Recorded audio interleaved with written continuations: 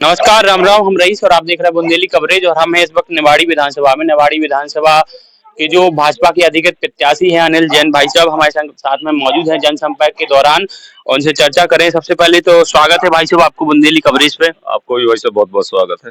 कहा है भाई साहब, इस बार तमाम जन समर्थन मिल रहा है, तमाम जनता आपके साथ में है। जनसंपर्क के दौरान कितना समर्थन अभी तक भाजपा को मिल रहा है? क्या लगा इस बार फिर से भाजपा सरकार या होगी हार?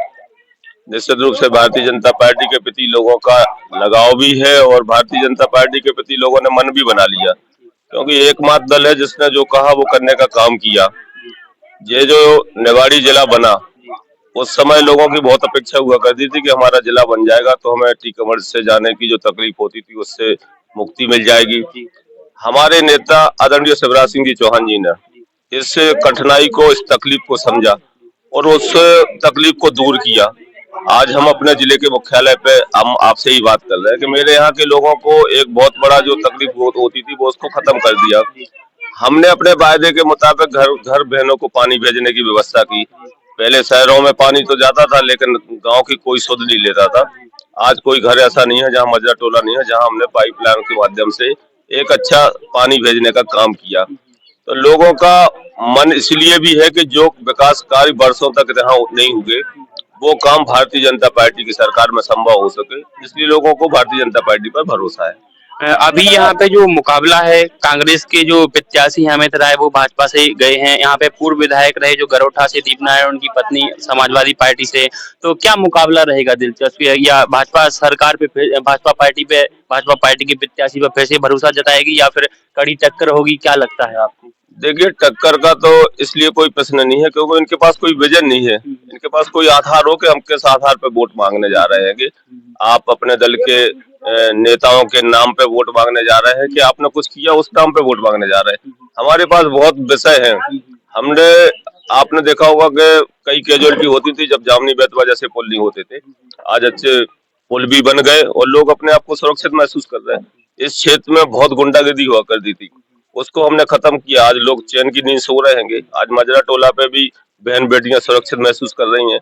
पहले ये जो मुडारा सैनी मार के कितनी घटनाएं होती थी सबने देखा, सब सब महसूस भी कर रहे हैं। तो हमने जो प्रयास किया, गुंडों को दूर किया, अमन चैन कैसे हो इस क्षेत्र में वो हमने प्रयास किया और उसमें हम कहीं ना कहीं सफल हुए। अब बात स्वरूप आजकल थाने में कोई रिपोर्ट जाती हो तो वो कुछ हल्के फल्के कुछ झगड़ों की रिपोर्ट जाती भी है, तब भी हमने ऐसा प्रयास किया कि दोनों पक्षों के समझौते रहे, कहीं कोई विषय ऐसा ना फंसे। तो हमने जो एक लाइन खींची वो इस तरह की खींची कि हमारा क्षेत्र में विकास हो, सुख शांति हो, आपराधिक प्रवृत्तियां वाले लोग यहाँ से दूर हो और निश्चित रूप से इसका हमें बहुत बड़ा लाभ भी मिलने जा रहा है। लोगों का भारतीय जनता पार्टी के प्रति भरोसा भी इसीलिए है कि विकास भी किया और कम से कम चैन की नींद तो सो रहा है, गुंडागिरी तो खत्म हुई। एक जातिगत जो मुद्दा है, जातिगत समीकरण है भी ई बार विधानसभा चुनाव में ज्यादातर हावी है। आपकी विधानसभा में जातिगत को लेकर कई बार आपकी टिप्पणी, कई बार अन्य जो उम्मीदवार हैं उनकी टिप्पणी सामने अवतरत है। आप क्या सोचत हो जातिगत जाति को लेकर या जातिगत जो समीकरण है उनको लेकर? देखो, अगर जातियों से चुनाव होते तो मैं 2 बार विधायक नहीं होता। मेरे साथ सर्व जाति के लोग, सर्व धर्म के लोग, इनका ही आशीर्वाद है, इसलिए तो भारतीय जनता पार्टी को आशीर्वाद मिलता। अब बात स्वरूप एक आध बार कोई आप धोखा दे के जीत गए हो, लोगों को दुनिया भर के सपने दिखा के जीत गए हो, फिर ये कहना शुरू कर दो कि मेरी सरकार नहीं है, मेरी कोई सुनता नहीं है, तो जनता को तो अपने काम से मतलब होता है। जो जनप्रतिनिधि काम करेगा, उनके बीच रहेगा, वो ही तो अपनी उपस्थिति से राज करेगा। अब अगर केवल इसलिए कि हमें कभी गरोठा से भागना हो, फिर निवाड़ी आ गए, आप 4 बार, 2 बार यहाँ हारे, 2 बार वहां हारे, आप अगर कुछ करते तो आपको अपनी उत्तर प्रदेश की अपनी भूमि क्यों छोड़ना पड़ती? मध्य प्रदेश की भूमि शांति वाली भूमि है, यहाँ लोग महसूस करते अपने आप को सुरक्षित महसूस। अपराध बढ़ाने के लिए ऐसे दलों को लोग क्यों जिताएंगे?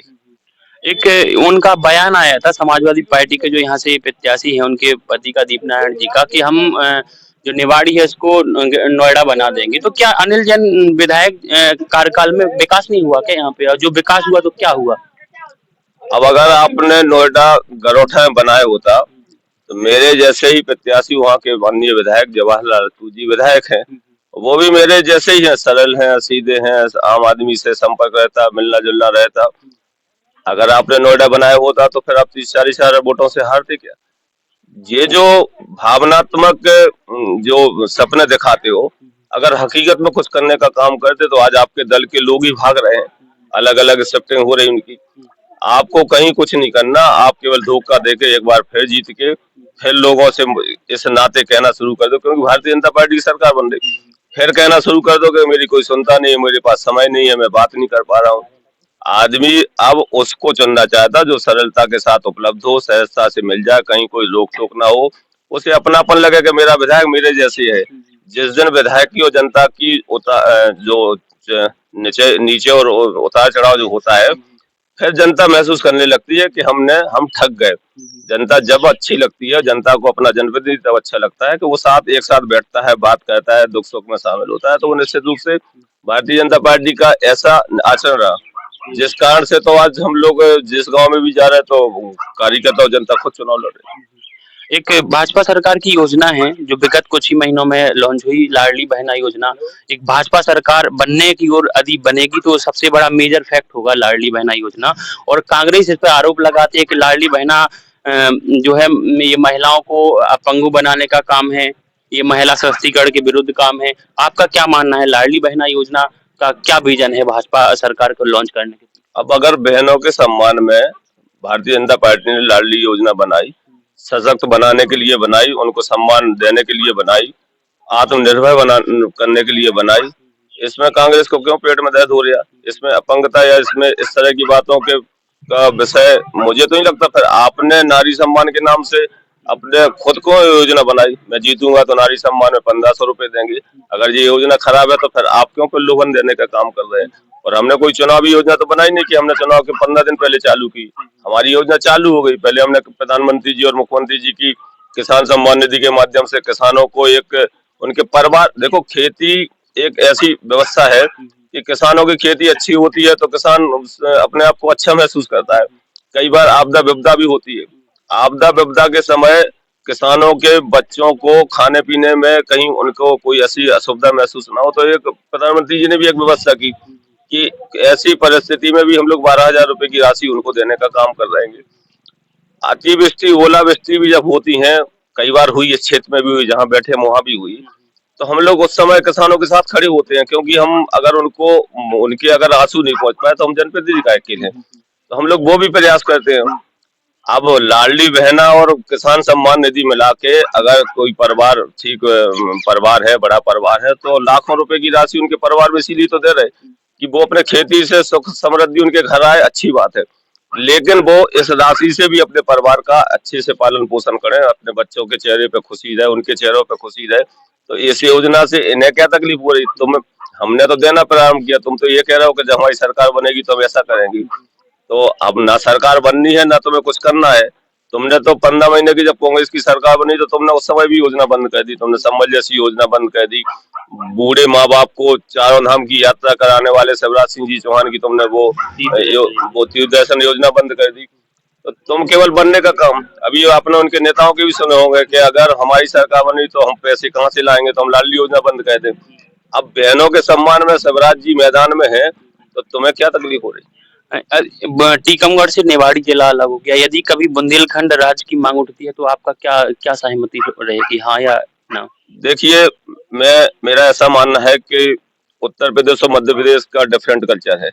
हम पक्ष विपक्ष की बात नहीं कर रहे हैं। निश्चित रूप से मेरा ऐसा मानना है कि शांति का टापू जो मेरा मध्य प्रदेश है वो यथावत बना रहे। बुंदेलखंड में एक पलायन और बेरोजगारी सबसे बड़ी समस्या आती है, खासकर टीकमगढ़ जिले में। टीकमगढ़ का एक हिस्सा अभिन्न रहा है नेवाड़ी। आपके यहाँ नेवाड़ी विधानसभा में पलायन और बेरोजगारी की क्या स्थिति है? देखिए, ये गुजरी बातें हो गई, जब बेरोजगारी और रोजगार पलायन की बात होती थी। आज सरकार ने हर महीने रोजगार के मेले लगाए, रोजगार के मेले के माध्यम से जो युवाओं को खड़ा करने का काम किया। आज मध्य प्रदेश में मेरी विधानसभा के कई अच्छे शहरों में अच्छे रोजगार उनको मिल गए हैं, और हम लोग प्रयास भी कर रहे हैं कि स्थानीय स्तर पर भी हम लोग ऐसे रोजगार उपलब्ध कराएं, बड़े बड़े सरकारी उपक्रम खोलें, क्योंकि हमने जब जिला बना लिया तो जिले के मुख्यालय पे यही सब तो हमें को करना है। आने वाले समय में निश्चित रूप से युवाओं के लिए हम मैदान में खड़े होंगे। और आपने देखा होगा कि मेरे नेगुआ क्षेत्र पीथीपुर सर्किल में कायरन वाला भी एक बहुत बड़ा हब हब बन गया। जी। और मुझे लगता है कि हजारों मेरे युवाओं को तो उसमें ही रोजगार मिल रहा है। हम लोग बहुत प्रयास कर रहे हैं कि निश्चित रूप से युवाओं को, मेरे यहाँ को कहीं ना भटकना पड़े। जी। जब हमने जिले जैसे विषय बना लिए जी। तो हमें निश्चित रूप से इस ओर भी हम कदम उठाने जा रहे हैं। और मेरा एक और विषय भी है। जी। मैंने घर घर जब पानी भेजा तो लोग मजाक करते थे कि वो पानी कैसे पहुंचेगा, नल नल की व्यवस्था तो केवल फ्लॉप होगी जो होगी। आज पानी बह रहा है, आज अपन रास्ते में देख रहे हैं कीचड़ मचे हुए हैं। जी। तो ये वही तो पानी है जो 15 रुपए का बिस्लरी बिकता है, वो नालियों में बह रहा है। यही तो विकास है। और मेरा अब जो परिकल्पना है, हमने हमेशा पंजाब हरियाणा की, मेरा तो जन्म जब हुआ तो मेरा किसान का बेटा हूँ, तो मेरा जब जन्म हुआ तो लोग गांव में चर्चा करते थे कि कभी पंजाब जैसा, कभी हरियाणा जैसा, कभी मेरे यहाँ भी ऐसा पानी हो खेतों में कि मेरी खेती ठीक हो। तो आज प्रधानमंत्री आदरणीय नरेंद्र मोदी जी ने कैन बेतवा लिंक परियोजना की स्वीकृति प्रदान हो गई, सबको पता है। अब अगला जो 5 साल का विजन है, यही तो है कि मुझे हर खेत तक पानी भेजना है, हर हालत में भेजना है, खेतों तक पानी पहुंच जाएगा तो मेरा किसान के चेहरे पे खुशहाली तो होगी। उनके घर जब सुख समृद्धि आएगी तो हम लोगों का तो अच्छा वैसे ही लगेगा, क्योंकि जब मेरी जनता खुश होगी तो जनप्रतिनिधि के चेहरे पे अपने आप ही खुशी झलकती है। क्योंकि हमारा एक पारिवारिक रिश्ता होता है, हम लोग एक साथ खड़े होते हैं, हमने दुख तकलीफें देखी हैं। तो हमारा जो अगला विजन है, रोजगार के बड़े संसाधन उपलब्ध यहाँ हो जाए वो प्रयास करेंगे। हर खेत तक हम पानी भेजेंगे। और अगर और भी अगर प्रयास सफल हुए तो हर खेत तक सड़क और बिजली की समुचित व्यवस्था करेंगे। लास्ट सवाल है, जैसे जैसे यहाँ पे आपने बोला तो बिजली और सड़कें व्यवस्था ये ठीक है।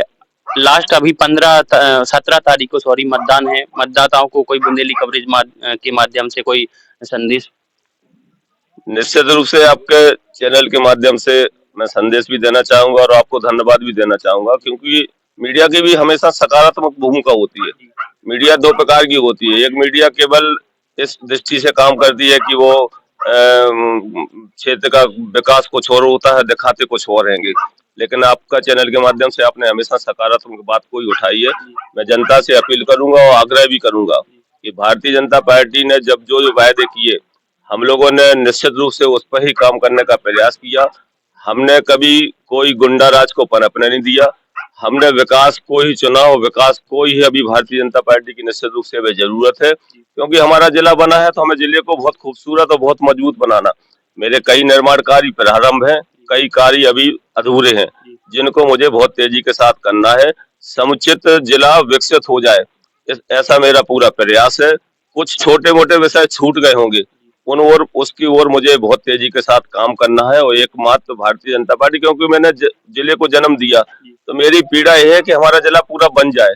अगर आपका मत भारतीय जनता पार्टी के प्रति, मेरे प्रति, आदरणीय शिवराज जी के प्रति और देश के प्रधानमंत्री नरेंद्र मोदी जी के प्रति कमल का बटन दबा, तो निश्चित रूप से मानना कि मध्य प्रदेश में जो मेरा जो जिला बना, वो जिला बहुत खूबसूरत जिला होगा, पूरी व्यवस्थाओं के साथ होगा, पूरी सुविधाओं के साथ होगा, पूरे सुरक्षा के साथ होगा। मेरी यह गारंटी है। मेरा निवेदन है कि आप भारतीय जनता पार्टी के पक्ष में, मेरे पक्ष में कमल का बटन 1 नंबर पे जो है उसको दबाएं और निश्चित रूप से मुझे विजय बनाएं।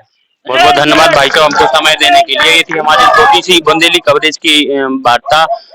नेवाड़ी से विधायक हैं और अधिकृत प्रत्याशी हैं भाजपा के, उनके साथ। नमस्कार, राम राम, जय बुंदेली, जय बुंदेलखंड।